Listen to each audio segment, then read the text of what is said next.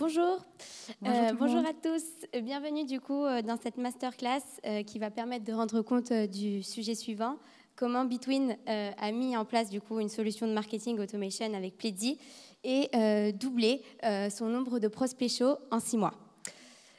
Pour commencer, déjà ça fait du monde dans la salle, ça fait beaucoup de monde dans la salle.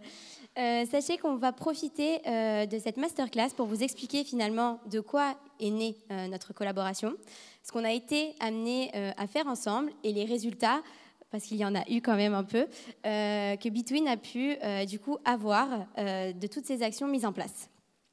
Je voudrais commencer cette conférence en vous présentant Justine. Justine qui travaille du coup chez Between et qui est ma cliente depuis maintenant 6 mois. Peut-être en fait, je vais te laisser te présenter. Oui, du coup, moi c'est Justine Auxibar, enchantée à tous. Et je suis responsable marketing et communication chez Between. Et moi, du coup, je suis Charlotte, donc je travaille chez Pledzi en tant que Customer Success Manager. Donc pour ceux qui ne connaissent pas, une CS intervient une fois l'onboarding et la formation terminée pour prendre en main finalement l'outil, accompagner ses clients dans sa mise en place et les challenger aussi tout au long de leur stratégie. Peut-être qu'on va présenter aussi Between. Oui, alors du coup, Between est un logiciel de recrutement créé par des recruteurs pour des recruteurs. Pour la petite histoire, au début, Between, en 2007, c'était un cabinet de sourcing, un cabinet de recruteurs. Et nos cofondateurs se sont dit, en 2015, on n'a pas de logiciel pour nous faciliter la vie dans nos recrutements. Alors, on va importer un ATS en France. Et en 2021, Between, c'est une levée de fonds et 40 collaborateurs. Alors, Between, en fait, simplifie la chaîne de recrutement depuis la multidiffusion de vos offres d'emploi en un clic sur la plateforme jusqu'à piloter et mesurer vos performances de recrutement. Donc tout ça passe par la présélection des candidats, la gestion de la CV Tech, la collaboration avec les managers, les DRH, les recruteurs. Et Pledzi. Pledzi, du coup, c'est quoi? C'est un logiciel de marketing automation qui va permettre finalement la génération de leads au service marketing. Autrement dit, comment est-ce qu'on va réussir à décharger un peu mentalement vos commerciaux de toute cette prospection commerciale en leur facilitant du coup toute cette démarche téléphonique et en leur fournissant des leads qui sont assez matures, assez qualifiés pour pouvoir à terme être transformés en clients. Depuis 2015, on accompagne des entreprises de taille et de secteurs diversifiés et c'est quelque chose dont nous sommes très fiers, pouvoir s'adresser à la fois aux PME mais aussi aux entreprises qui sont plus matures et qui vont avoir besoin de nous, non pas pour mettre en place leur stratégie, mais plutôt pour développer leur stratégie de marketing digital. On est également du coup accompagné par plusieurs agences, des agences partenaires avec qui nous pouvons mettre en relation certains de nos clients, dont Winbond d'ailleurs qui nous reçoit aujourd'hui. Au début, on a voulu commencer cette conférence en expliquant de quoi est née finalement notre collaboration. Et j'ai beaucoup challengé Justine sur l'utilité aujourd'hui d'un outil de marketing digital au sein de Between et quelles étaient les raisons ou les difficultés qu'elle avait pu rencontrer pour venir un jour frapper à la porte de Pledzi. Et du coup, je te laisse rebondir là-dessus. Alors, quand je suis arrivée chez Between, on avait un super site internet qui était tout beau, tout refait. On recevait nos leads depuis les formulaires de contact directement dans WordPress. Je recevais un petit email et je mettais tout sur le CRM à la main. On a aussi mis en place des emailing avec Sendinblue. On n'avait pas forcément de suivi de ce que faisaient nos leads, de ce qu'ils téléchargeaient. Et du coup, c'était un petit peu problématique. En fait, l'équipe était composée d'une content manager, c'est toujours le cas aujourd'hui, d'une webmaster et d'un responsable communication. Et le but du jeu, c'est qu'il fallait qu'on fasse un lien entre tout ça et qu'on mette en place une vraie stratégie pour acquérir plus de leads. On rencontrait aussi une certaine limite là-dedans, qui était notamment le manque de qualification des leads, parce que forcément, nos leads, on leur faisait télécharger des contenus, mais du coup, on les envoyait directement aux commerciaux, peu importe la phase du contenu. Et du coup, les commerciaux venaient vers nous, ils disaient Justine, là, ton lead, il n'est pas vraiment qualifié, j'arrive rien à en sortir, va falloir qu'on fasse quelque chose. Et du coup, on avait forcément une petite baisse de motivation des commerciaux à contacter ces leads-là.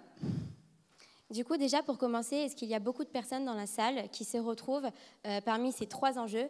Aujourd'hui, la génération de leads, mais de leads qualifiés, avec des retours des commerciaux qui ne sont pas toujours les meilleurs, et donc une problématique d'alignement entre les équipes commerciales et les équipes marketing, mais également un manque, finalement, d'outils duquel s'équiper pour faire du marketing digital.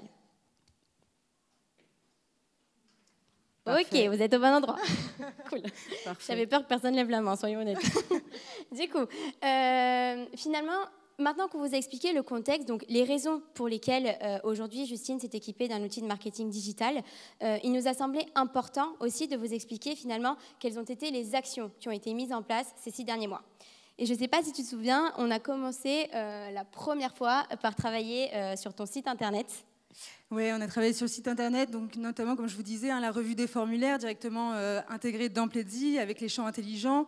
Aussi de retravailler tout ce qui est les formulaires en fonction de la phase de nurturing où ils sont. On ne va pas demander les mêmes informations à un lead qui va télécharger un document de découverte, par exemple, du recrutement, prenons un sujet, plutôt qu'un lead qui est prêt à acheter un logiciel de recrutement. Donc on a vraiment retravaillé tous ces formulaires-là sur notre site.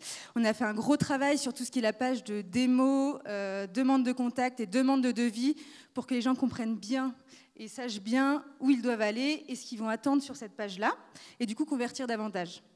On a travaillé aussi sur la multiplication des call to action sur notre site web. On a travaillé aussi beaucoup sur la page du site web, la page d'accueil du site, très important. Voilà, on ne se rend pas forcément compte, mais il faut d'abord catcher l'attention de nos leads et non pas forcément parler de nous au début. Donc là, ça a été un beau travail qui a été effectué avec l'équipe, c'était super. Et on a mis forcément en avant des contenus et notamment le pop-up de la newsletter. Ça a été le véritable enjeu. Ça serait utopique de vous dire que tous nos clients ont un site internet qui était parfait. Ce n'était pas d'ailleurs le cas de Pledzi au départ. Et le véritable enjeu, c'est de réfléchir, et c'est ce qu'a dit Justine, finalement, à notre parcours visiteur. Quelles sont les pages les plus stratégiques de notre site internet? Quelles sont les pages les plus visitées? Et est-ce que sur ces pages-là, je m'assure, ou plutôt comment est-ce que je vais m'assurer de retrouver des portes d'entrée? Une porte d'entrée, ça va être un formulaire de demande de contact, un formulaire de demande de démo, un formulaire de demande de devis. S'assurer aujourd'hui que qu'importe l'action de mon lead, à terme, il va finalement attirer sur une page qui va l'aider à le convertir. Et c'est en ce sens qu'on a multiplié les CTA. Pourquoi? Parce que la mauvaise pratique, c'est souvent de ne retrouver que des formulaires de demande de contact ou de demande de devis. Et j'ai envie de dire, selon vous, si je ne retrouve que des CTA de demande de contact ou de demande de devis sur un site internet, quel est le problème? Marie, vas-y, tu ne travailles pas chez Pledzi.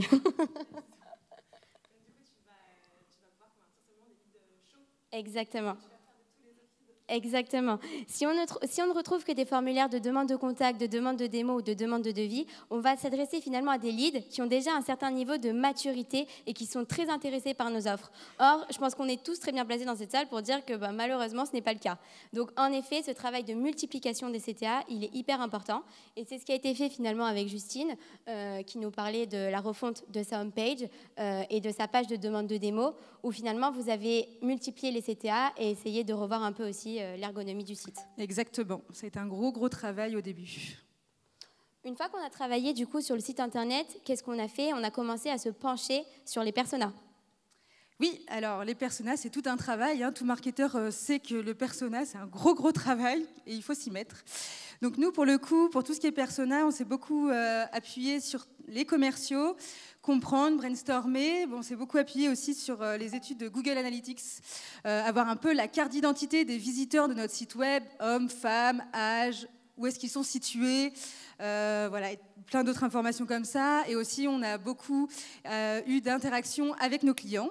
Alors, les personas ne sont pas encore totalement finalisés chez nous, mais on définit quand même aussi d'autres personas qui sont plus en rapport avec des secteurs d'activité. Donc là, c'est un travail qu'on met en place.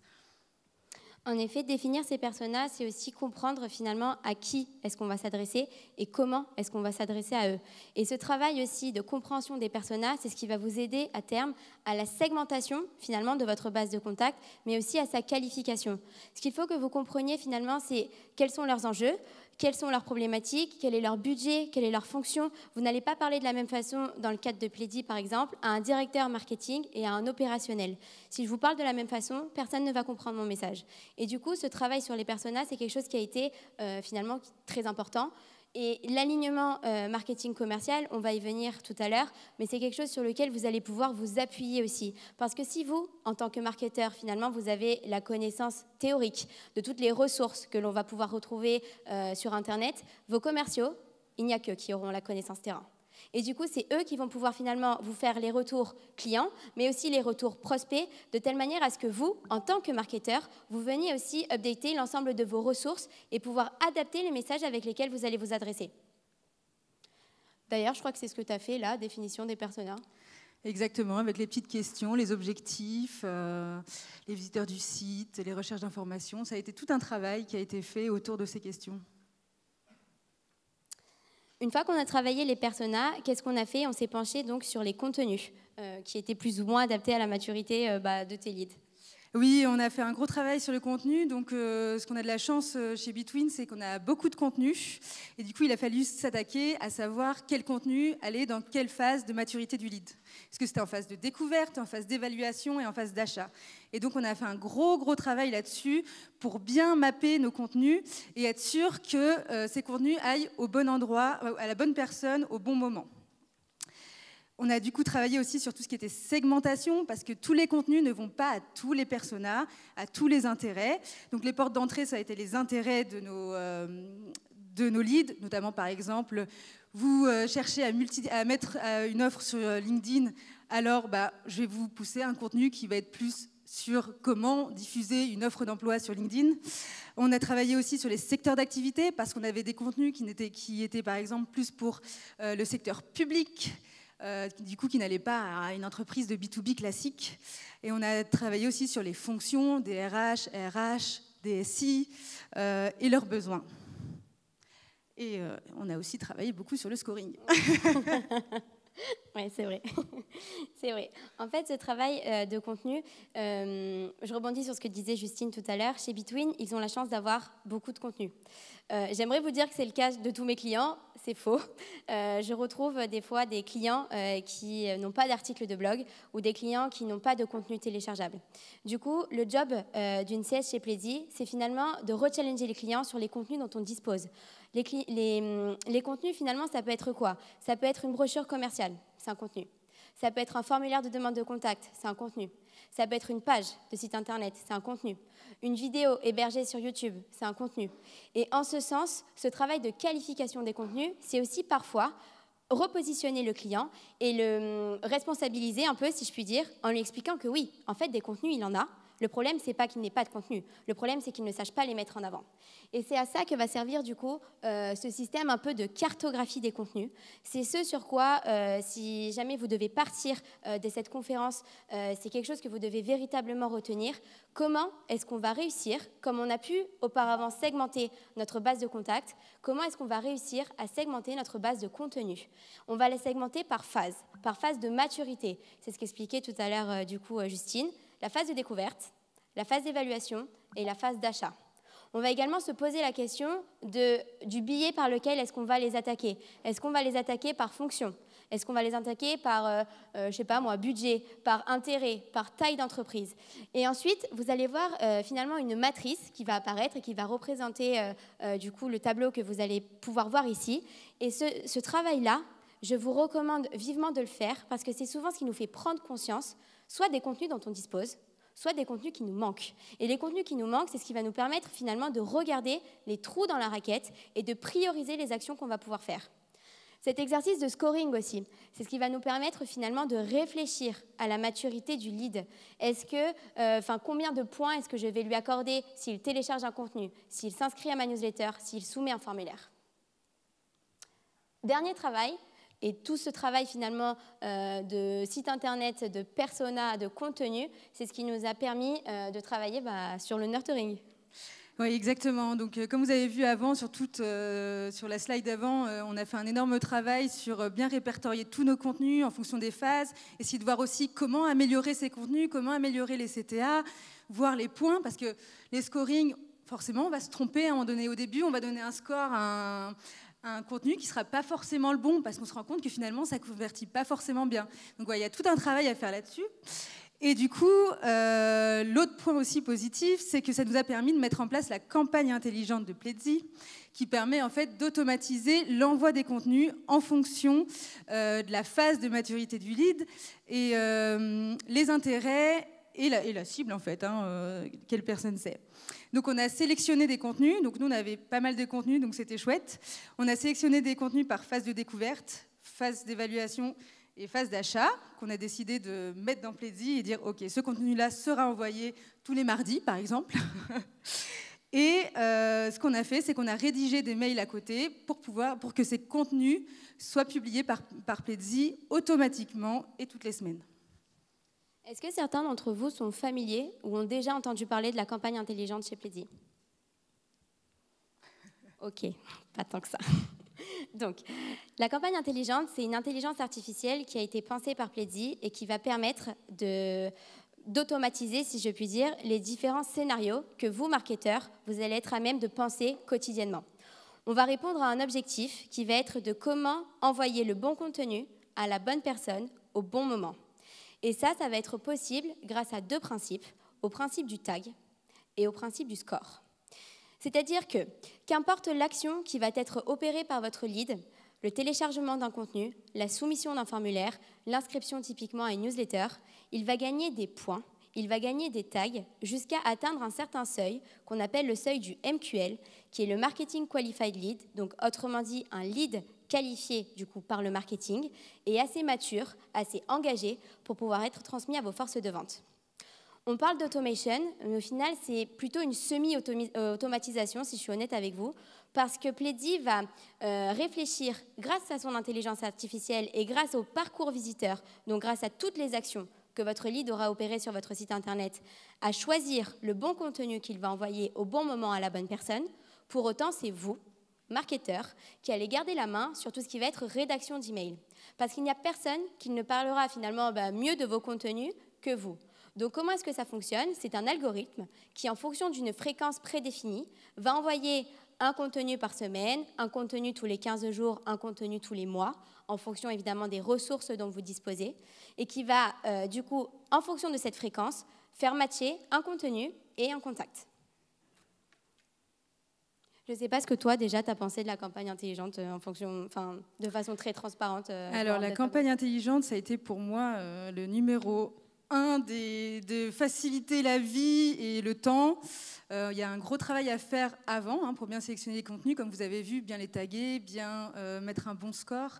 Par contre, un résultat super parce qu'on a des taux d'ouverture qui oscillent à 62%. Ce qui est quand même vachement cool pour des marketeurs d'avoir ce taux-là. Et ça facilite la vie parce que ça s'envoie automatiquement. Donc ça, c'est super. C'est quelque chose qui prend du temps dans la configuration et dans le paramétrage. Ça serait vous mentir que dire que ça ne prend pas de temps, c'est faux. En revanche, c'est une intelligence artificielle qu'on va pouvoir lancer si on ne dispose pas de beaucoup de contenu. Pourquoi?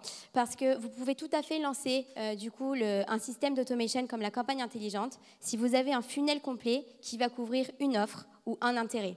On va pouvoir après, par la suite, venir combler cette campagne intelligente avec plus de ressources, plus d'intérêts.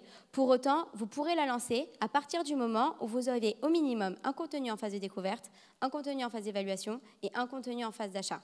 Et je pense que c'est ça, les retours que principalement tu as pu me faire. C'est en ce sens que ça t'a déchargé, puisque toi, tu n'avais plus à penser un peu en fait, au scénario de « il a ouvert cet email, donc qu'est-ce que je fais ?» etc., etc. Exactement, donc tous les workflows qu'on peut mettre en place via un outil d'automation. Là, on s'enlève une bonne partie de la réflexion en amont, de la mise en place de ces workflows. On sait que ça prend du temps, de bien réfléchir, d'envoyer la bonne personne, de ne pas se tromper non plus. Et si on se trompe, c'est pas grave, ça arrive en fait. Oui, c'est ça. Dédramatisons un peu le truc aussi. Et du coup, là, avec Pledzi, c'était vraiment efficace. Enfin, la campagne intelligente, pour moi, ça a été un grand bonheur. Je vous promets que je ne l'ai pas payé pour dire ça. Mais la campagne intelligente, c'est surtout ce qui va vous permettre de nurturer finalement différents personas. Parce que moi, je me retrouve souvent avec des clients qui me disent « Ok Charlotte, t'es bien gentille, mais en fait, moi, je me retrouve avec des clients qui ont des enjeux différents, qui ont des budgets différents, ou même avec des cibles différentes. Comment est-ce qu'à terme, je vais pouvoir, en un seul outil, adresser à la fois des entreprises et des particuliers, alors que ça fait 1 heure que tu es en train de me raconter que finalement, on ne s'adresse pas à eux de la même façon ?» La campagne intelligente est surtout grâce au principe des tags, à votre segmentation, et c'est vraiment sur ça que je vous invite à réfléchir en sortant de cette conférence. C'est ce qui va vous permettre de vous dire, ok, j'ai 2 cibles, ok, j'ai différents enjeux, j'ai différentes tailles d'entreprise, j'ai différents budgets, pour autant c'est des cibles différentes que je peux adresser grâce à de l'automation. Du coup, quels ont été tes résultats ? On a eu beaucoup plus de leads chauds et de leads qualifiés. On n'envoyait plus justement que les leads qui avaient téléchargé des formulaires de contact, de demande de devis ou de demande de démo. On a réussi à transformer justement des leads on a réussi à nurturer en fait des leads. On a fait x2 sur tout ce qui est MQL, donc Marketing Qualified Lead. Ouais. C'est bien. On a vraiment, grâce à la campagne intelligente et d'autres workflows, mis en place une vraie campagne de nurturing qui aujourd'hui, chez B2, on se rend bien compte de l'importance du nurturing. Et surtout aussi, ce qu'on a réussi à faire, c'est à aligner les équipes commerciales et les équipes marketing sur la qualification des leads. On est au début. Mais ça prend bien, on a des meilleurs rapports, on a les mêmes termes. Et donc, voilà, on voit qu'il y a une vraie coopération maintenant entre l'équipe marketing et l'équipe sales. Oui, c'est quelque chose qu'à titre personnel, on a pu aussi mettre en place chez Pledzi. Je pense que des problématiques typiquement d'alignement sales-marketing, c'est des problématiques que l'on connaît tous. Et c'est justement en passant par des matrices, en passant par des travaux de brainstorming, des réunions, des appels clients, que finalement on arrive à comprendre les enjeux que l'on peut rencontrer entre les différentes équipes et parler la même langue. Tous nos clients n'ont pas les mêmes résultats.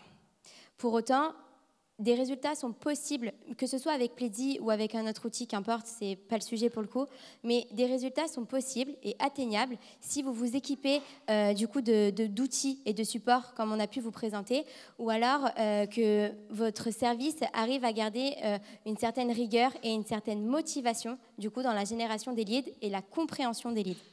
Chez nous, ça a vraiment été de mettre à plat sur toute la définition de qu'est-ce qu'un lead, qu'est-ce qu'un MQL, qu'est-ce qu'un SQL. Mettre ces définitions à plat permet de mieux comprendre parce que les équipes commerciales, elles ont beaucoup de travail, elles sont vraiment dans le show tout le temps. Et du coup, juste qu'ils fassent un petit pas et se dire « Ok, le marketing, qu'est-ce qu'il m'apporte? Expliquez-moi vos définitions, comment on fait dans le CRM, etc. » Et aussi beaucoup de réunions. 1 fois par semaine, on a des réunions entre le sales et le marketing pour qu'on puisse échanger les bonnes pratiques, comprendre pourquoi certains leads ne sont pas qualifiés, voir quelles actions on peut mettre en place communes, qu'eux nous apportent des idées aussi sur ce que les clients ou les prospects ont pu leur dire. Et en fait, tout ça, ça fait qu'on est one team entre marketing et sales. Il y a encore un peu de travail. Mais on y arrive.